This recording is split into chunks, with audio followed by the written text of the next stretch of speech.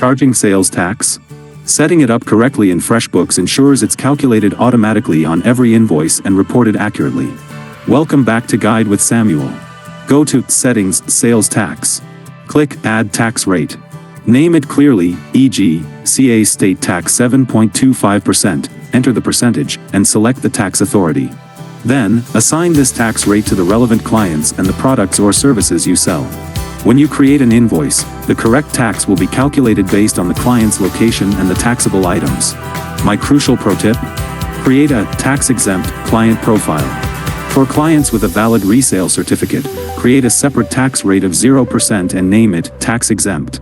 Assign this rate to their profile. This prevents you from accidentally charging them tax and keeps your records clean for auditors. Automate tax compliance and sleep better at night. Do you deal with single or multiple sales tax rates? For more essential compliance guides, please subscribe. Thanks for watching. I'm Samuel, and I'll see you soon.